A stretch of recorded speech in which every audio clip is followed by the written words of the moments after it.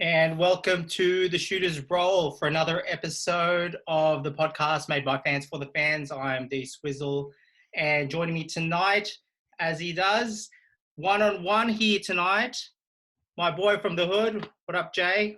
What up, D-Swizzle? What's going on, man? Trying to survive.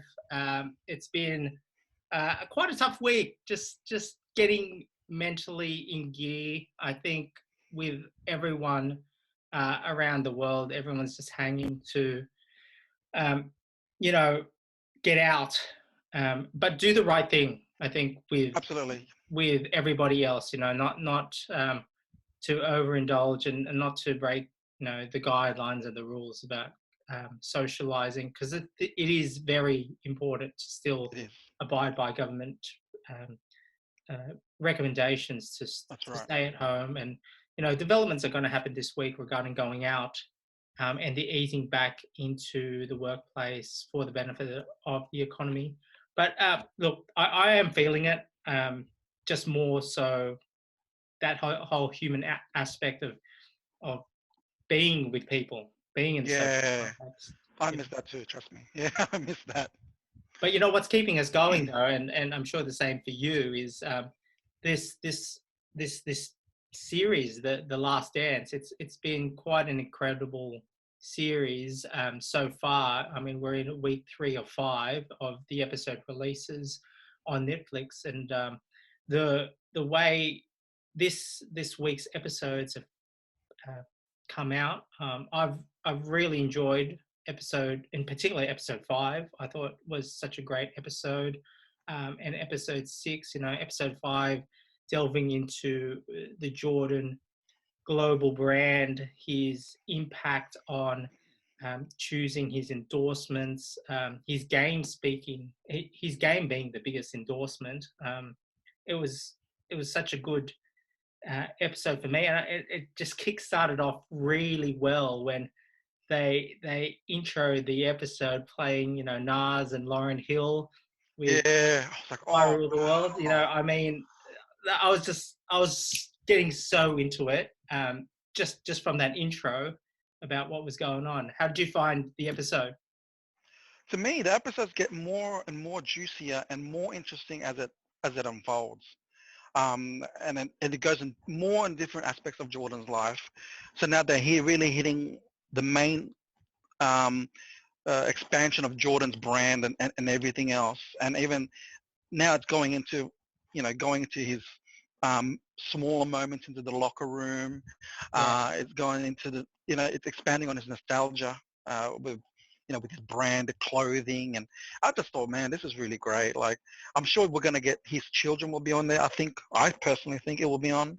So I think that those things will be more, gives you more depth and more insight into his life, which is really, really great. I love it.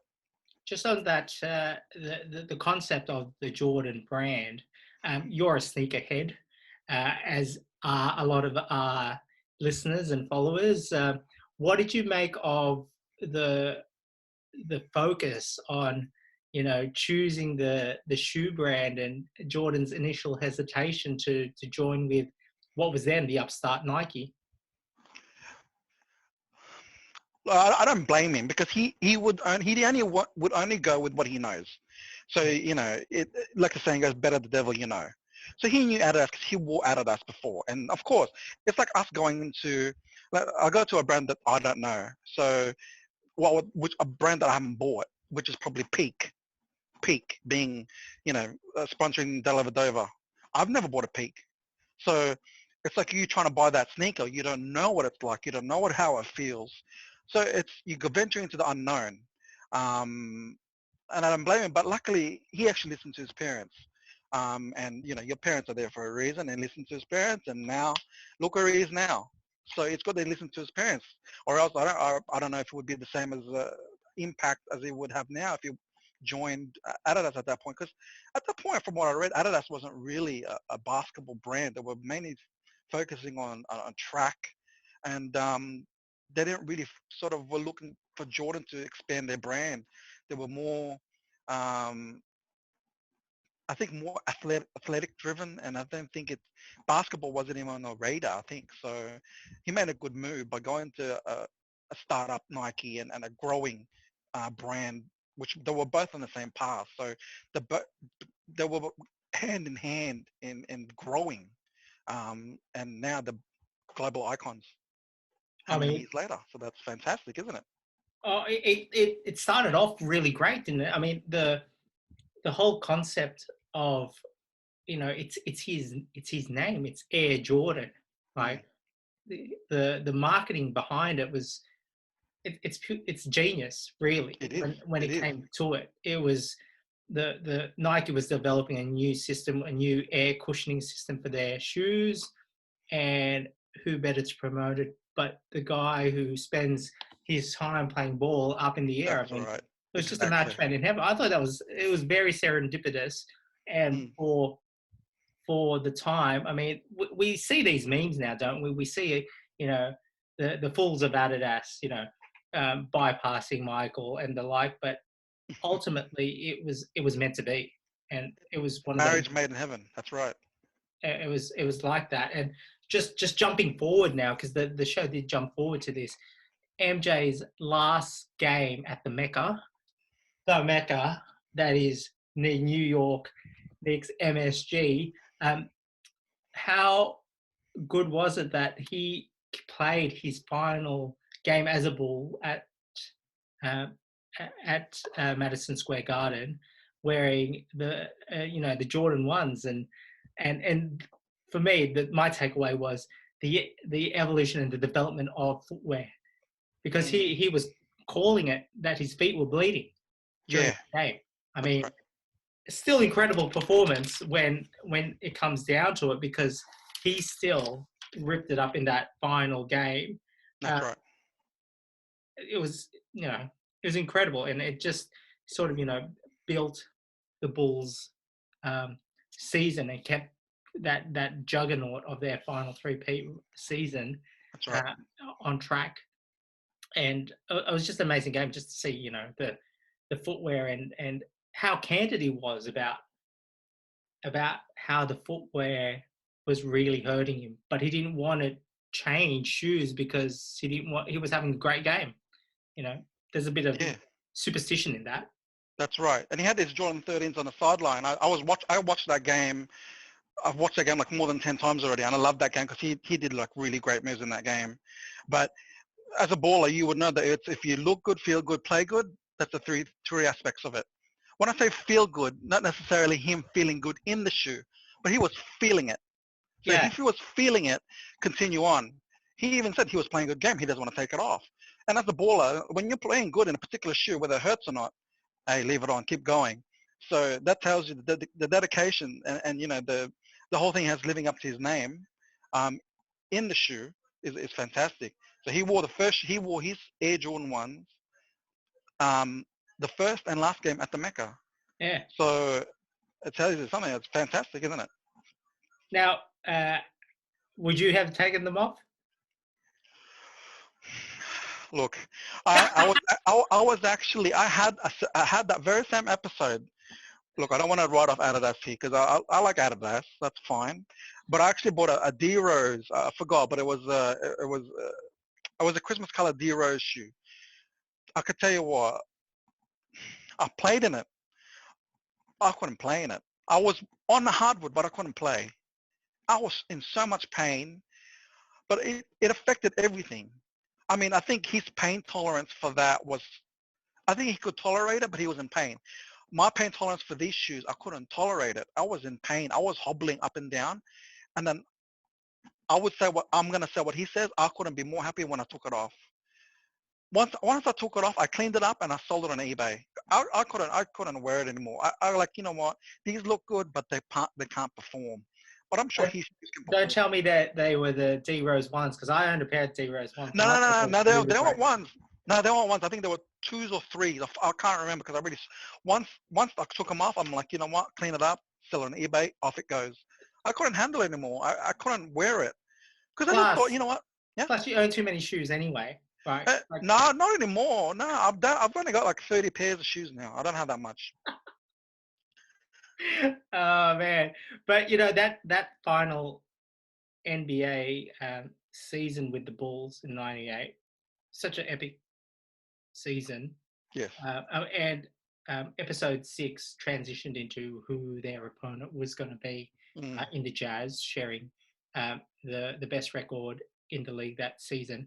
But going back to the All Star game, the '98 All Star game, where Jordan played what was seemingly his last All Star game at that moment, up against an up and coming uh, future superstar, then current superstar, even Kobe Bryant. I thought mm. that whole Kobe segment and the focus on it was just brilliant. Just having the reflection, you know, fast forward 30 years and people reflect.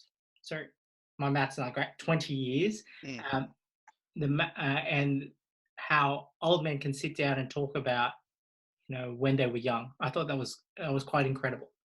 It was, it was. And seeing like he was talking about Kobe, I was like, who's this guy? I was like, you know what, he's gonna try and go get it. He was like, you know what, this guy has to earn my respect before he can actually, get my respect and has to show me what he can do. It So wasn't he, just Jordan though. It was pretty much the whole East team. Like that was some great footage where they zoomed into Tim Hardaway, and Tim Hardaway was talking to Jordan, and he goes to Jordan, oh, you know what? That little Laker boy is gonna try and take everyone one on one, isn't he? And I yeah, thought I was cracking up about that. You know, two vets talking about some young rookie pup trying to take him on one. I thought that was it was a hoot, to be honest. Yeah. yeah, it was like, yeah, all these young bucks that come up, they all said, with all the oldies, all the old heads, they're all gonna say the same thing. They're all gonna say, who's this young buck? I go, you know what? He has to earn our respect before he can actually, be someone that we can consider to be respectful Yeah. or respectable on the court. So it was funny because it's like it happens not just on that professional level, but it happens everywhere. You know that. Yeah. No, look, Kobe did play a good game. 18 points, 6 rebounds, 1 assist, 2 steals. It wasn't bad shots, 7 for 16 from the field. It was quite an effort, but I mean, the MVP of the game was Jordan. 23 points, 6 rebounds, 8 assists, 3 steals. Uh, GOAT for a reason. It's incredible though. What intrigues me is because we're talking about age being a factor here. Jordan coming up to, the back end of his career, his physical prowess, and you've got some young guy who is coming up. I mean, it would for me, it's interesting if they came in at the same time. Um, you know how they would go about in terms of their rivalry and how Jordan would react to it. Also, because it is interesting. I mean, because just in comparison, that the show in episode 5 focused in on the '91 NBA Finals where Jordan went head to head with Clyde Drexler, and they're about the same Yeah. class. Mhm. And Jordan took offense that Clyde was getting props Compared. for being equal, if not better than Jordan, and Jordan took offense to it. Mm, It's just interesting for me that question of, it's hard to compare players because players are playing in different eras. that's right. It's Yeah, just the marketing of the media to sort of build up a matchup that everyone will sort of gravitate to and to sort of build anticipation for that series. But in terms of your question about, if they were to come together with the same age, you saw the Kobe cameo. mm. So the question will be asked, if they came in together, who would Kobe model his game with? Because he even said that he wouldn't have 5 championships without Mike. Yeah. Like I've he got would, the quote here. He said, "I truly hate having discussions about who would win one on one. You heard fans saying, 'Hey Kobe, you'd beat Michael one on one,' and I feel like, yo, what you get from me is from him. I don't get exactly. 5 championships here without him." Absolutely. Absolutely. So, you know, that's some Kobe humility there It too. is. It is. You know, learning from the past Mm. and translating that into your current play. I mean, It's Mm. big. I mean, no, there wouldn't be any greater example of a player in terms of imitation, in my view, and you might object to this, than Kobe modeling his game after Jordan. I don't think No, anyone comes close. I agree with you there. No, there's not even one player that's close, because even off court, Kobe is almost the same as Michael Jordan. Yeah, Exactly the same. The way he talks, the way he does his smiles, everything is from Mike. So for me, like when you said that, I'm like, well, who would? Because Mike didn't really model in his game from anybody. If you think about it, he may have got certain things from certain players, but all in all, that's all his. That's all Jordan's. But Kobe mimicked Jordan's. So if you were to say the one-on-one thing, Jordan hands down, because Jordan was already Jordan. He did his own thing. Out of all things, probably Kobe would probably try to befriend him and try to say, well, let's practice together. Let's play together in the summer, or something like that. But I would be Jordan all the way. But I knew that Kobe would be mimic Jordan since the beginning, because I saw the moves. I'm like, bro, this looks so familiar. I'm like, I've been watching Jordan since like the 90s. I'll be like, this looks familiar. in saying that though, what counts, what gives credibility to players is rings. Kobe earned his with his 5. Jordan had 6. These rings speak volumes of fortifying the personal stats that they got. That's right. Bill Russell got 11 rings, but no one talks about Bill Russell in the same vein as Michael Jordan or Kobe Bryant. A more modern day example, Robert Horry, Mr. Big Shot, had 7, but he's not even in the same breath of conversation regarding greats. Because he didn't carry the team. He was a role player who got traded in very fortunate places where he played a good role and got given a great role. So that's why we can't really discuss him, because he didn't carry a team. He was there to maybe pick up a shot or two that was required to, pull the team forward, or to need a bucket to, to maybe get them ahead. But really, he didn't carry a franchise. He was a great role player, and he hit shots when he needed to hit shots. That's why we can't really discuss him. It's like saying Bill Wennington won 8 rings. Are you going to talk about Bill Wennington? No, you ain't going to talk about Are you going to talk about Bill Wennington? No, I'll talk about his mullet, but I ain't going to talk about his 6 rings. Well, it's just amazing though, because that 91 finals where the Bulls played the Blazers, and you had 2 superstars of the game carrying their teams, because they were carrying their teams, with Drexler carrying the Blazers, and that was a good Blazers team.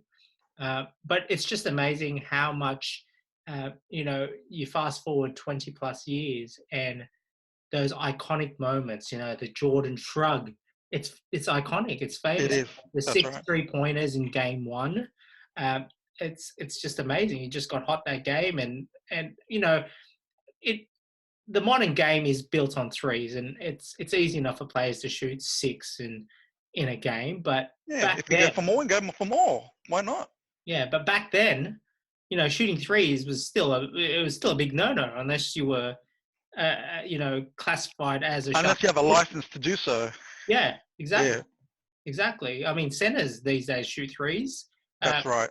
Yeah, you'd ride the pine if you were a center shooting threes back in the day. You'd be benched. Yeah, exactly. And you wouldn't get off the bench for ages. That's right. So it was just amazing how, these players, do carry teams. Kobe later on, I mean, Drexler didn't manage to carry the Blazers to a championship, but he did play a very pivotal role as the number 2 guy when he went and won his ring with the Houston Rockets with Olajuwon. Yep, definitely. Sans Jordan when Jordan went on his hiatus to play baseball, but still won it. I mean, that's the epitome of a champion. You have a good career and a great career at times, and sometimes you don't do it with the team that you're most famous Let for. me let me ask you, who do they beat in the Yeah, final? yeah, yeah, Oh, yeah, who yeah. did they win against? Shaquille O'Neal led Orlando Magic. Who was that All-Star? There was another All-Star there. I forgot his name. Yeah, my boy Penny, mate. My boy Penny, right? Yeah. I forgot, man. Sorry. Let's not reminisce on those times what could have been, because it was a big what could have been if Nick Yes. Robinson would have Big hit what the if. free throws. Without a All doubt. right, Without a doubt. Yep. but that's another discussion for another day. We'll play the what if game another day, but Fair not enough. tonight. All right. Whilst I've got you here, there's a lot of talking points in Fair enough. the Last Dance, and leading on to my next one, Jordan, big American icon. It comes on to the '92 Olympics where pros can play in the Olympics, and he led that first dream team, the dream team, to a gold medal. And the stories that came from that, what did you make of it? Because I've heard you talk about this. I remember you talking about this, 15 years ago when we were in high school. Yeah, because initially the Olympics was made for college students and for collegiate players. Um, but when they thought about it, when they didn't win it, what was it, 4 years back in '98 when they lost, they had to go with the best of the best. That's why they got the NBA players, and it was a rout. You know, to be honest, the toughest game in the Olympics was the scrimmages in the practice. I Yeah, think that were the toughest games. and they Um, focused on that on the show. oh yeah, and that was the toughest ones. But there was there was no controversy during the Olympics. The controversy was the team and how certain players got left out. I'm sure you know what I'm talking about. Mr. Thomas. Mr. Thomas and Mr. O'Neill, but O'Neill doesn't really get talked We'll about. touch on this. Let's touch on Isaiah first, because this was touched upon on the show in the Last Mm. Dance. Now, it was made out that Jordan didn't want him in the team because he had beef with Isaiah, and it was portrayed that Isaiah had beef and rubbed Bird the wrong way and rubbed Magic the wrong way, but they used Jordan as the reason The why scapegoat. Isaiah Yep. Hmm. wasn't on the team. Now, let me put this to you: if Isaiah did make the team, who would you kick out? It would be late now. Oh, no, because you need to have one collegiate player on the team, right? That's such a hard question. That's a hard question because they all played. The, the team that they got was the perfect team, It and they was. got a college guy. So to kick out somebody will change the dynamic of the whole team altogether. Because if you put Isaiah, then you got 3-point guards.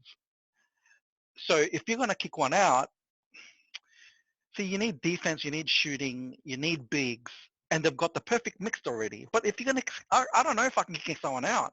But Even the thing Mullen is, is a though, fantastic shooter. So in terms of physical characteristics, would it be Stockton? I, Exactly. I like John Stockton because he's more of a distributor, and he sort of is more quiet. But if you put Isaiah in there, I think he rubs a lot of people the wrong way, and Mm. that's why I think they already said that the camaraderie would change, and they Yeah. said that, and you saw the footage. You know, you saw it. He rubbed Bird the wrong way. He rubbed Magic the wrong way. But that's actually Magic was the one who made the decision, and that pretty much said, no, we don't want him. Mm. So it wasn't actually Jordan. Jordan was just the face of it because Jordan made it known and was vocal about it, but it was really Magic. And if you've seen any Magic's interviews, he doesn't actually say it, but it was him. He said, "Oh, I don't want Isaiah on the team." Like, mind you, they were best friends, like good friends, but at the same time, at that period, they were going through a patch, and he didn't. He said no. So, you know, but I would go over John Stockton for that particular team because he was uh, more of a distributor rather than a shoot first point guard. Yeah, look, I'm a big John Stockton fan. I kind of there's been two big influences in my playing career, and he's the second, and Penny Hardaway being the first. But Oh it's shit! Damn. All right. mate, I've got a lot of love for John and what he did with the Jazz, and look, with Malone and with Stockton, and we'll touch upon this now with Barkley. I mean, uh, players who tried to get that elusive championship. We talked about big players who've gotten more than one ring, and you've got these Hall of Famers who came up short, and it was just, you know, going into, you know, episode 6 where they focused in on the 92 Phoenix Suns. I was just amazed at, you know, the level of talent on that team, or just seeing all these faces. Barkley, Ainge, Marley, KJ.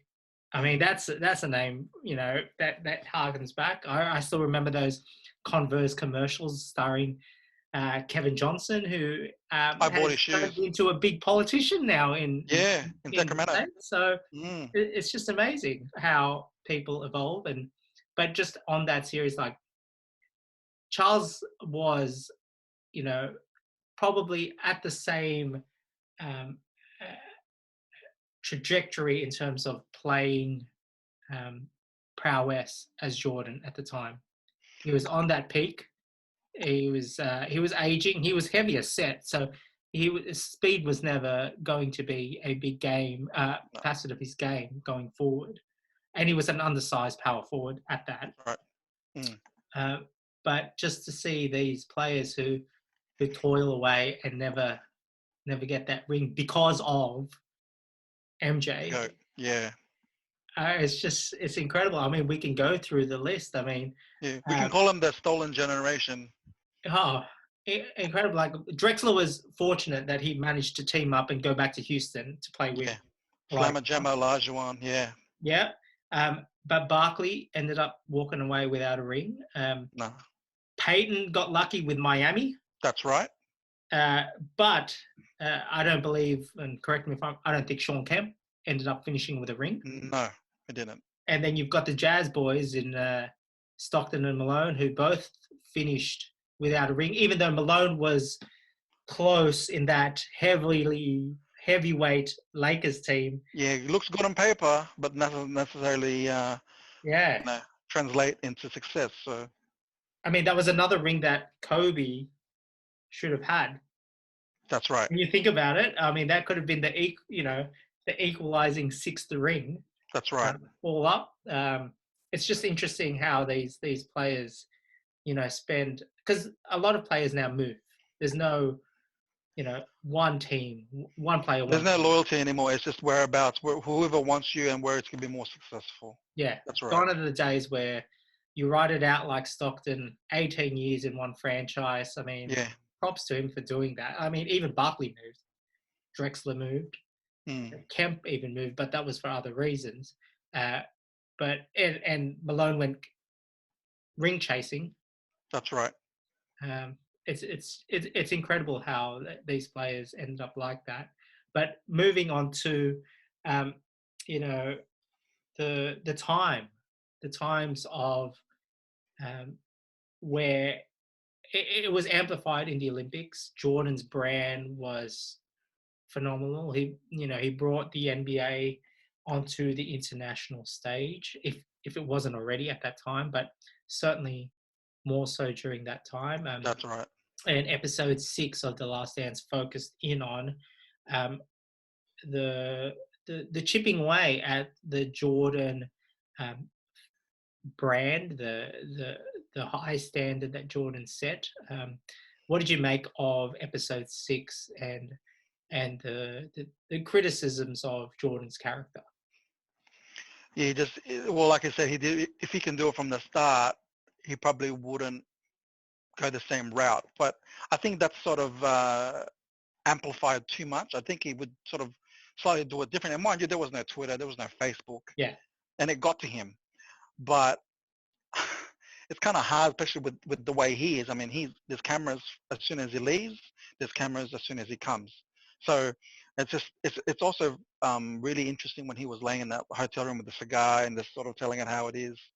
But his brand, you know, he said he's no role model, and that's why I think he got a bit ticked off, because he's thinking that everyone thinking that he was going to be perfect. He's going to be this saint where he did not do wrong. He didn't gamble, didn't smoke, but he's human. He's human. You know, he's just on a godlike status because of what we've made of him, because he does what he does. And mind you, with his brand, especially, like you heard that he covered the logo, the Reebok logo on the Dream Team sweatshirt. and just put the American flag, that's brand loyalty right there. That's another level right there. What I So, noticed about that though is a lot of the players had their zips more open so mm. they could flap to cover the Reebok. Did you notice that? Yeah, that's Yeah. right, yeah. So I don't know if that was more so of their own brand and their Mm. own sponsorship, but I just found it interesting, or whether they took Mike's lead and said, fuck this. Yeah. I think he just really wanted to sort of, I think he was giving out a message pretty much that, hey man, I'm with Nike, I'm with Nike 100%. These guys have done, they've been good to me, so I'm gonna be good back to them regardless of what happens and what stage you put me on. So it shows that his relationship with Nike, and that's what the giants they are today. I Right? mean, So what's intriguing though is he takes a stance on commercial agreements, but he remains silent when African American uh, Senate prospect Harvey Gantt was running for the seat that was held by controversial Senator Jesse Helms at the time, and there was much made in The Last Dance about Jordan's silence regarding his political views and not, stepping up to the plate to assist a fellow African American who, at the time, Harvey Gantt. When I looked this up, he was the first African American mayor of Charlotte, served 2 terms. So it was quite interesting, given his stance and the famous quote that even Republicans wear sneakers. It was all based on but that was commercial not said in agreement. public. That was said in private. Not really private, but within his own circle. Yeah, But that was that was spat out by someone else. But put it like this: you would not really support anything that you don't know nothing about. And there's different phases of your yeah, life that there's certain things that you care about and there's certain things that you just don't care about. I get it, because it's the same thing with all of us. We grow older, we become passionate about different things.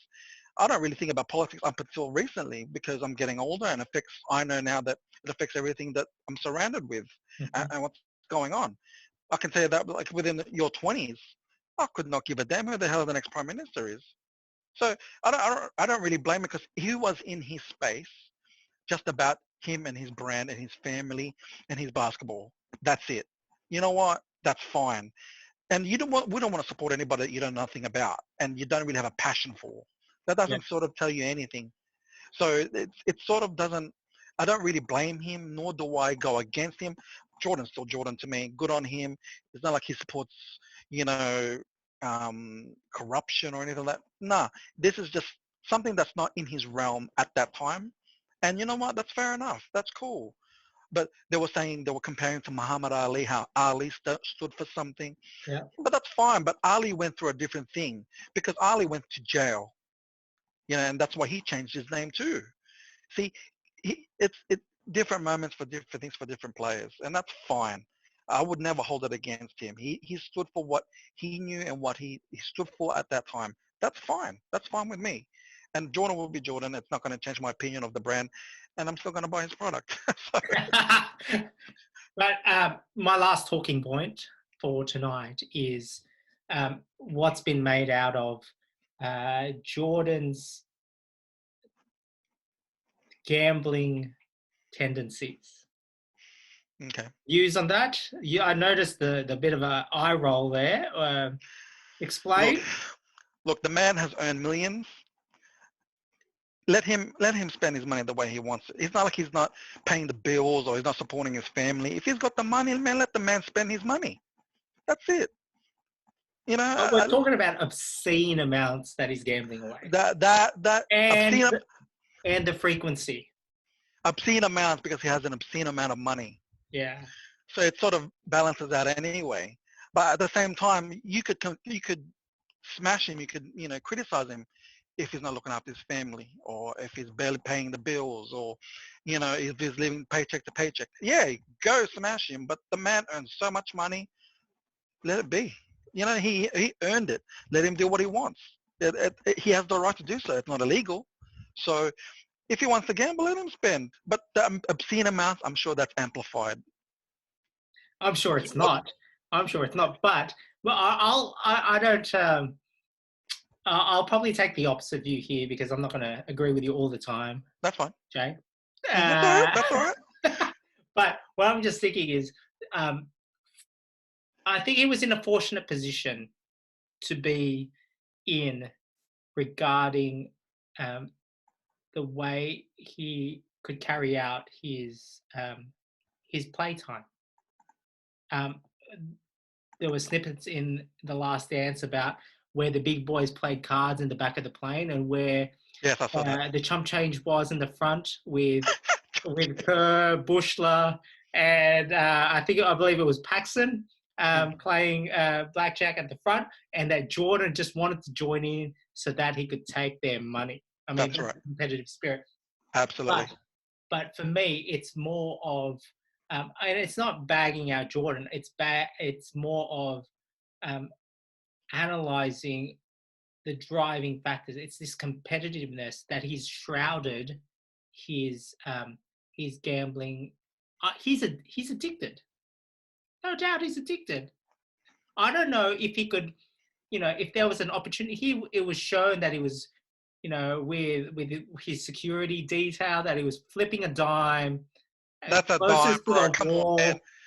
That's not million. That's only like $10, $20. All right, let that roll off. But what I'm saying is, one, it's just an example of, the compulsiveness. And for me, that's what, and I'm not trying to pass judgment on it. It was the compulsiveness to win. That for me was the chink in the armor. It's like watching Back to the Future and people calling Marty McFly Yeller or Chicken. Is just getting it on just for the sake of being called Chicken or having the opportunity to do so. But that's my personal point of view. I also think that that check that went out to that guy who he was playing golf with, 57,000. I know it might have been chump change to Jordan, but that could have been 57,000 to his kids. True. I think I'll just leave it at that. But it was just interesting how, at the time, that was what was being portrayed regarding his. That's right. The non-perfect image. That's right. But he did say he didn't have an addiction to gambling. He could stop it, but he's got an addiction to being competitive. Yeah, but addicts always frame it differently, mate. That's my point. Yeah, but if he's broke, then yeah, I understand he's an addict. But the guy's still he's still on top, so. Well, I think I hold my test differently regarding. I don't hold the bar as if you're broke, you're a gambling addict. It's not being broke that makes you the gambler. It's in Jordan, in my view, it's in Jordan's words, it's the competitive drive. That's right. He had a problem with competition. He had a problem, and that sort of went on to the gambling thing. But But he's got an empire now, and that's right. So I'd love to own the Charlotte Hornets too. So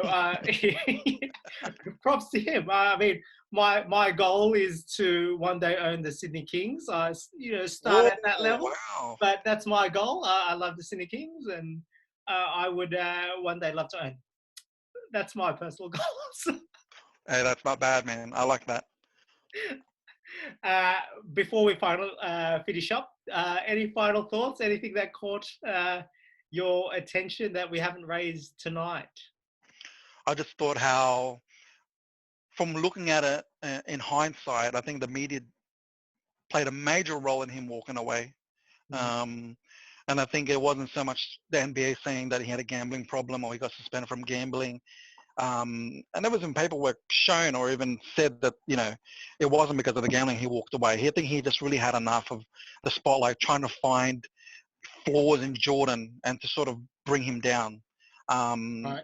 as much as they can, because he was already too perfect of an image. So they're trying to find a, a flaw or some sort of something to find him that this guy's human. So I think that played a major role, because he can tell that he can handle it. Like he really could handle it. But it really got to him internally, and it's what pretty much drove him to play baseball. But I think after that, the passion was just too strong, and he had to come back and to the NBA. So yeah, how about you? Oh, it's interesting. I'm really going to enjoy what's going to come up with the coming episodes in episode 7 and 8. I think we're getting close to his little hiatus playing baseball. I think we're going to get, like you, I think I'm curious to know more about his family and the death of his father, how that's going to be played out in the show, because it's a big issue that Definitely, I don't without a think doubt. it's going to be missed. But I mean, what really I had a smile about this episode was, and these two episodes, was um, Kings of the 90s, Michael Jordan having in the locker room the king of comedy, Jerry Seinfeld. I thought, oh mate, I grew up watching Seinfeld. Hey man, Seinfeld was the best. I loved that show, and I love Jerry. And I mean, if you haven't checked out the current and what's recent Netflix special from Seinfeld, 23 Hours to Kill, go check it out. It's a good laugh. Different comedy, different age. The way even in that recent show, the way Seinfeld presents his stand-up, it's different. There's a lot of shock comedy now with Mm. with the way people present their acts, and I think Seinfeld still keeps it in that. I don't know. He's like in this like bubble, the way he presents and the way he did comedy in the 90s, and it's his trademark. And I think it's not slap, it's not roll on the floor. In my view, it wasn't roll on the floor funny, but there were moments where I'm thinking, well, he is the genius, or he's perfected his craft. He knows how to stay in his lane. He knows how to engage and be who he is, and that's why people love him. Is because he does what he does. It is Jerry Seinfeld's material and no one else's. Yeah. Similarly to the way you mentioned the way Jordan played, it's his. It's his. That's right. He owned it, and they owned the 90s. And I thought, wow, that was really something to see a comedian in a locker room pointing at charts and plays drawn up on the whiteboard, going, "That's not going to work." And I thought that was really funny. It was, and you know why? It's also in his episodes. He wore Jordans every episode. Yeah, I yeah. was like, I don't really look at it until someone pointed out on Facebook the other day, and I thought, oh yeah, he did too. I'm like, oh, that is the Air Jordan 7. Oh, that is the Air Jordan 5. I'm like, oh man, that went right by me. I didn't pick that up. Yeah, it was really great. I enjoyed that little snippet of it. But looking forward to the next couple of episodes and looking to having you back on the podcast, the Shooters Roll podcast made by fans for the fans. You can follow us on all the social platforms, on Instagram and on Facebook. Catch our latest episodes on Spotify as well as Apple Podcasts, and follow this video on YouTube for more content leading up to these times. And let's stay close to each other and keep each other in our thoughts and prayers, because there is challenging times that we do live in. But you know what? Chicago Bulls second three-peat run is keeping us all enthralled. And I'm going to end on this note. I just like to say that what drew a lot of pleasure for me was the show casting the 92 Knicks as the main threat to the Bulls three-peat, the first three-peat. So got a shout out for all those Knicks diehard fans out there. I'm D-Swizzle, also known as Spike Lee of Oz. I'll catch you next time. We will catch you next time. Have a Take good night, guys.